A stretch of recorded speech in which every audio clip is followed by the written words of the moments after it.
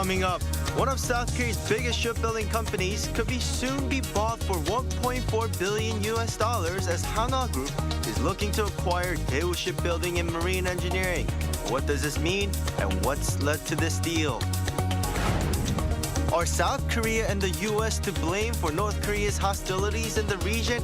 That's what the North Korean ambassador to the UN claimed at the 77th UN General Assembly as South Korea and the U.S. hold joint military exercises. Seoul's ambassador to Washington says the two countries have reaffirmed their commitment to resolving issues related to the U.S. Inflation Reduction Act, causing disadvantages to South Korean automakers.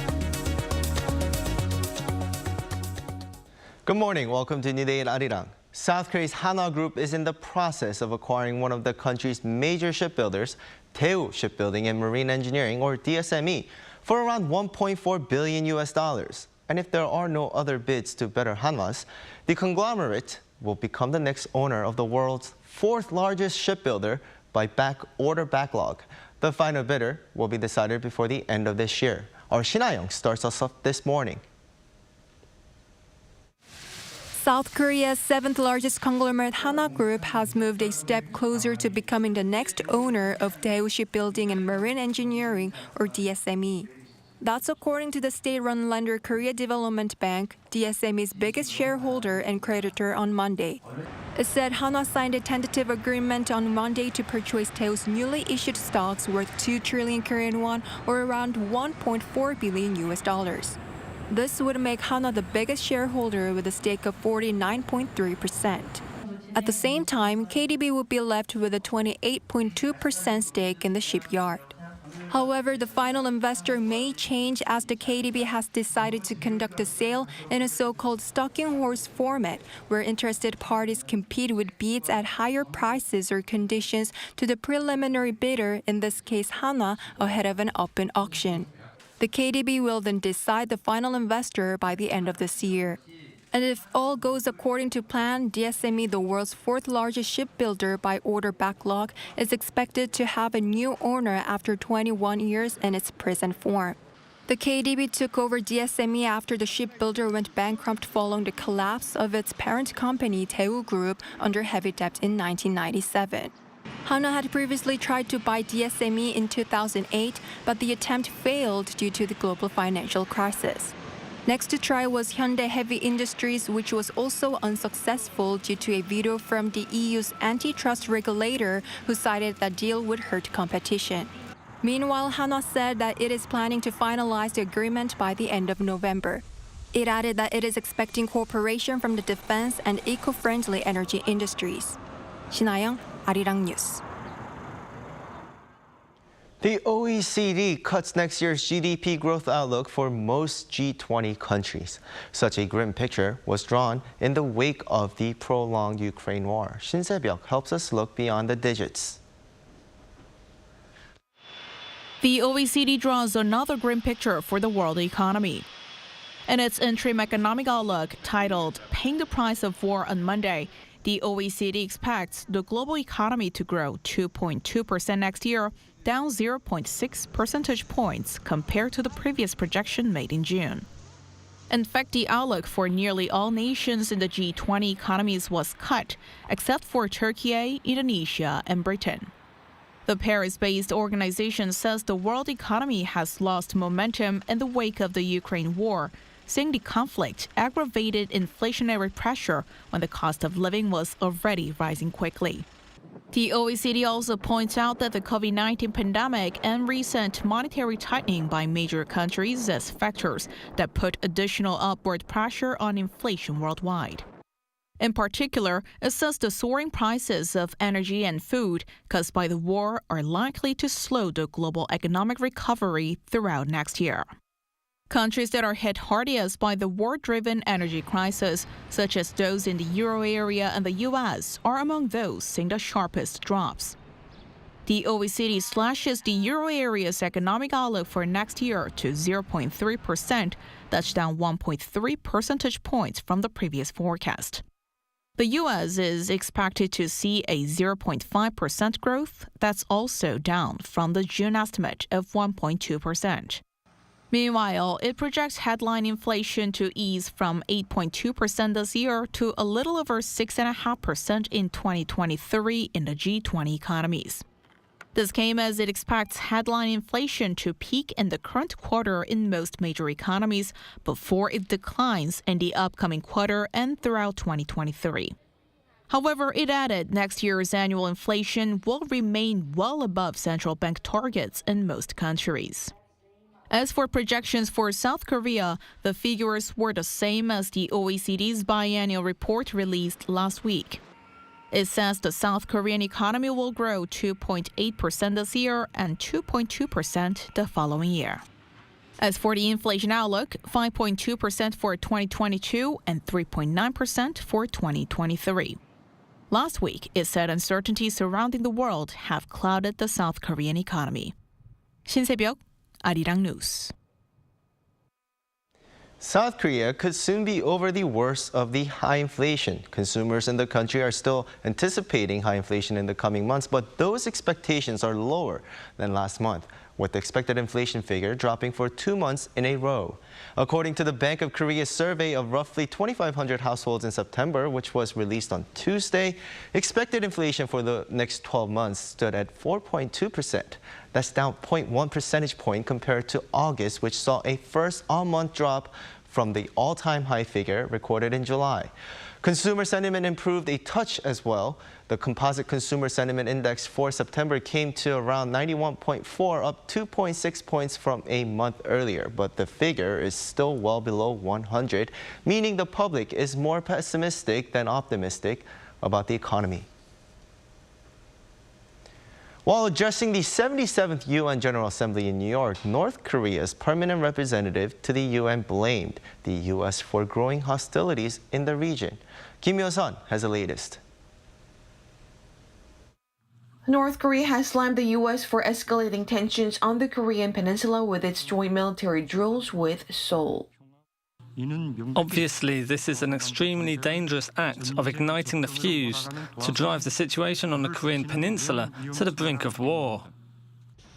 The remarks were made by the North's ambassador to the UN at the UN General Assembly on Monday, a day after the regime fired a ballistic missile towards the sea off its east coast.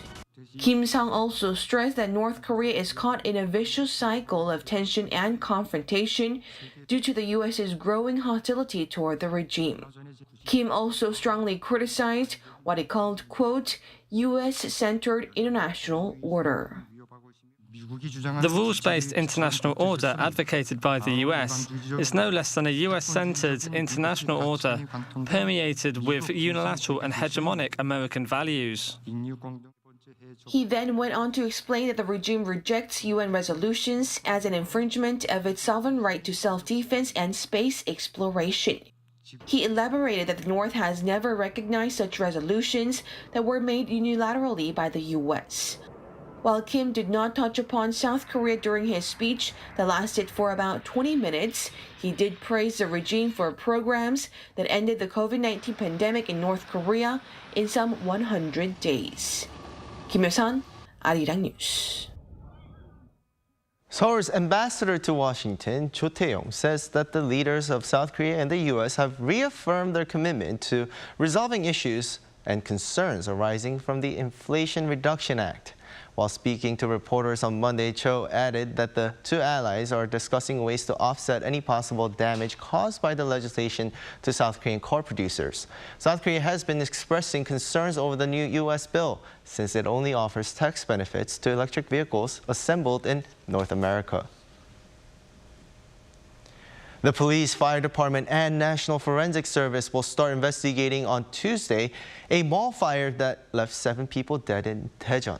As CCTV footage indicates that the blaze on Monday morning started in the mall's basement. The authorities are likely to start there. They will also check whether the building's smoke detectors and sprinklers worked when the fire broke out. According to local reports, inspectors told the mall last June to repair the wiring and smoke detectors.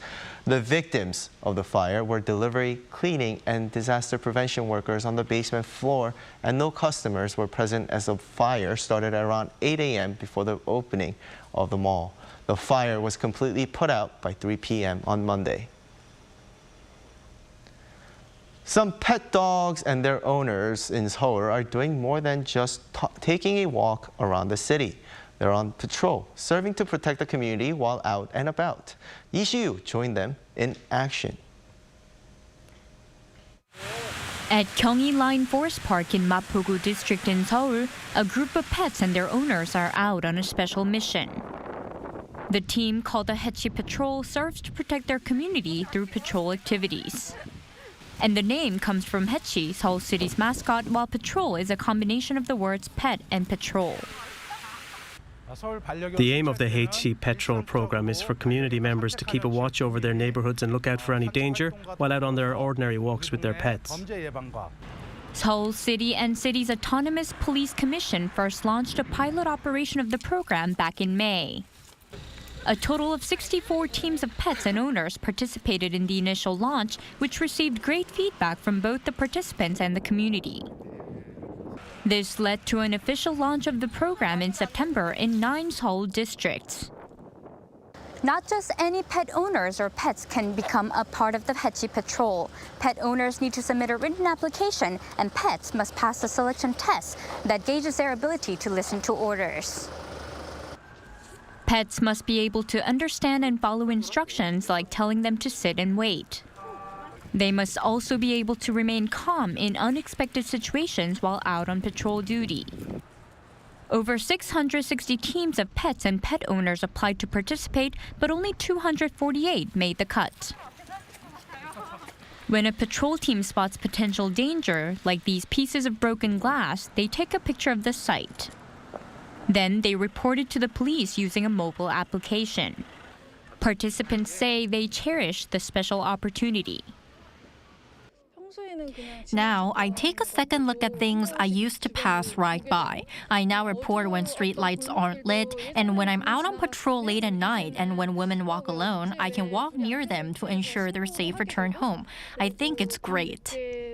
We have to go on walks at least 2 to 3 times a day, and if we're going to do it anyway, I wanted to do something nice for the community. Different districts in Seoul plan to incorporate specialized programs into their daily patrols. For example, Seodaemun-gu is planning regular visits and patrols to senior centers, and Gangseogu will hold campaigns to prevent dog bite accidents. Lee Si-hu, Arirang News.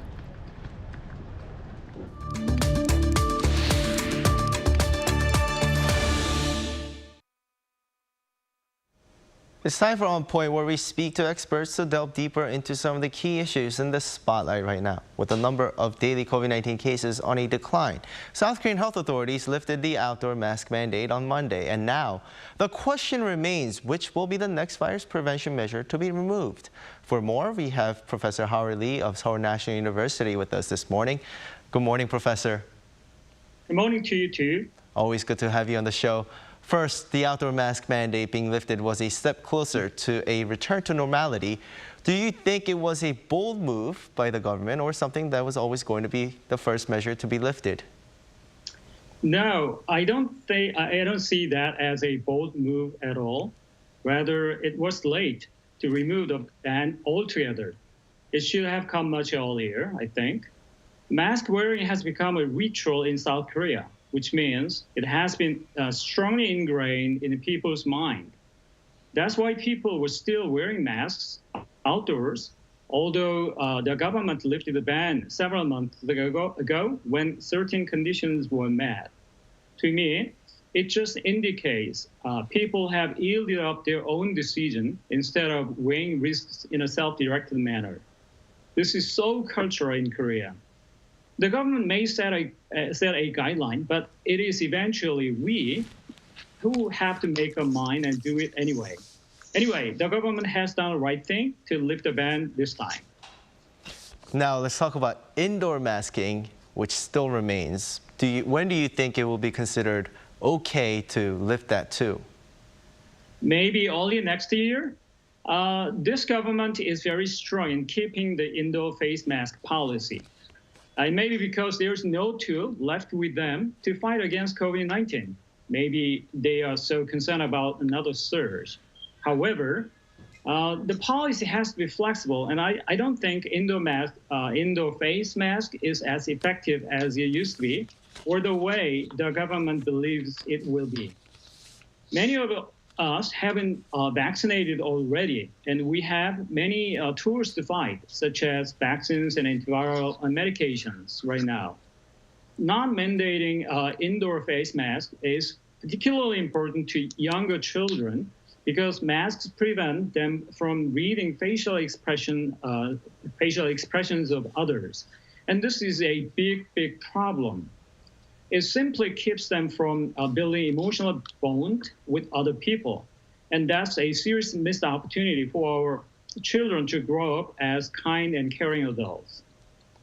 Right, and it's essential that children are able to express themselves. Absolutely. Right, and many experts feel the next lift is the PCR testing requirement upon arrival in South Korea. We've just had an airline executive talk about South Korea needing to lift that. What do you think about this? Well, as a matter of fact, no advanced and developed country in the world is still requiring post-entry PCR test anymore. As far as I know, only China and South Korea do keep this mandate out of 20 or something leading countries in the world. Of course, the policy may have some benefits, such as detecting new cases and variants brought into Korea as early as possible. However, according to many experts and sources, the system is not simply working as it was planned to do.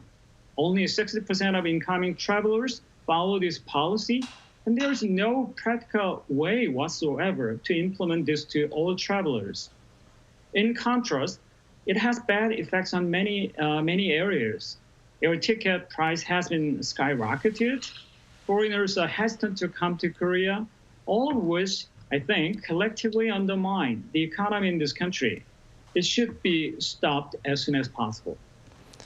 Right. Well, thank you, as always, for your insights, and I hope more mandates are lifted about the COVID-19 prevention measures. Thanks again, and I hope you have a great day, Professor. You too, sir.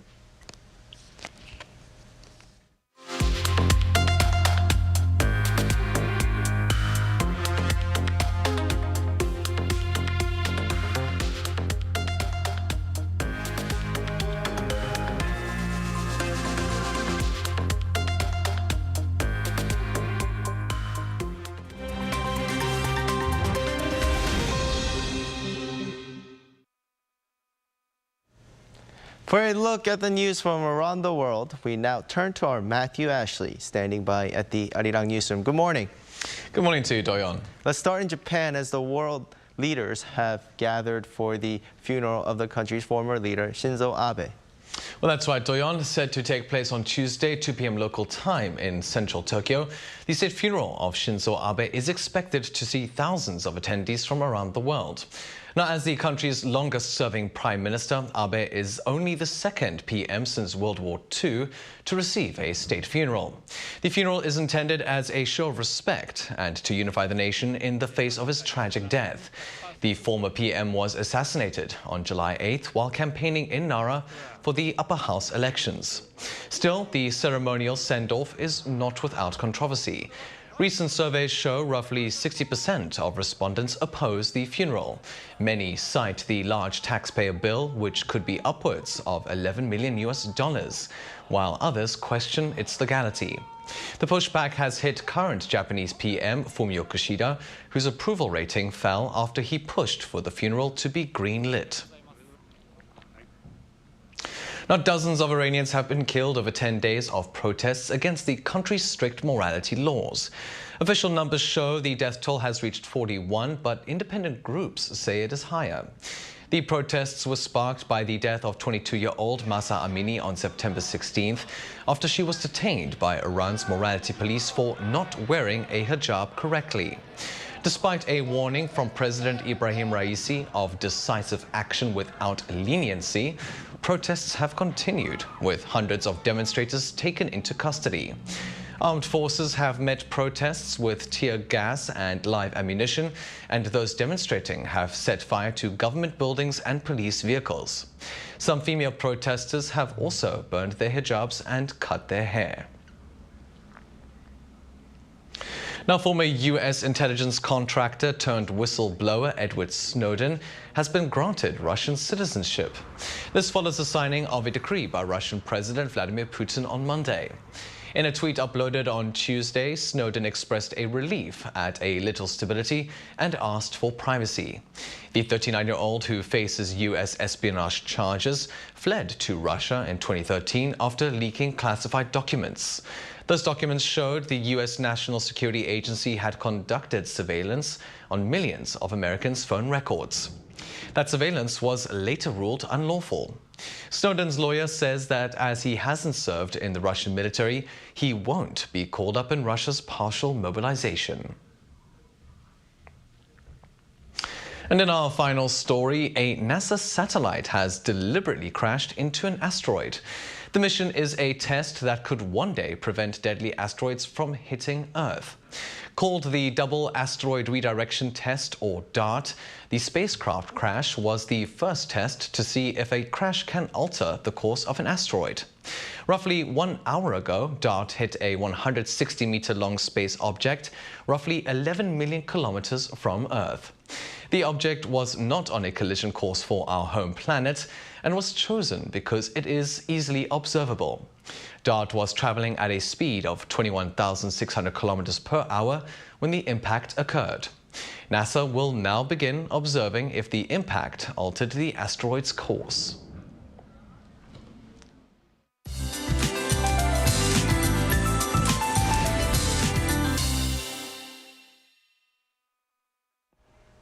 Good morning. Do expect to see wider temperature gaps today. There could be nearly 15 degrees Celsius of temperature differences between lows and highs in Seoul. In fact, highs in the capital will go up to 28 degrees Celsius. Well, it's a very confusing weather, so dress accordingly. Highs in most areas will be 2 to 5 degrees higher this afternoon. So Seoul, Gwangju, and Chuncheon will be going up to 28 degrees Celsius under plenty of autumn sunshine with high UV rays with decent air quality nationwide. Meanwhile, east of Gyeongsang-do provinces could see light rain of less than 5 millimeters due to easterly winds today. And it looks like we'll have warmer than average temperatures to end September and welcome the new month under sunny skies, while the air will only get drier. And as we get deeper into the fall season, this year's first foliage change will start from Seoraksan Mountain as early as tomorrow. Then color changes will gradually be seen in other regions as well. With that, here's a look at the weather conditions around the globe.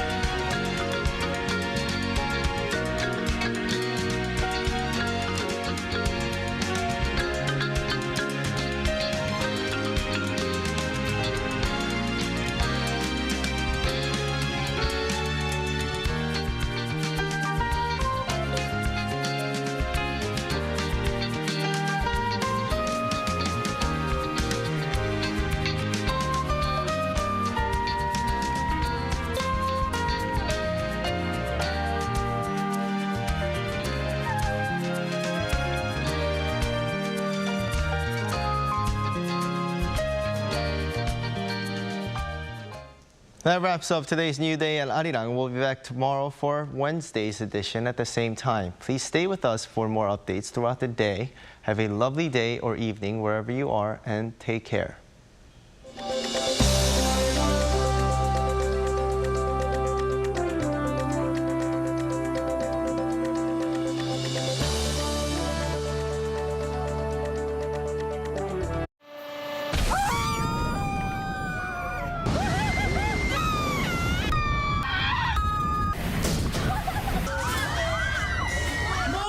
망가져요.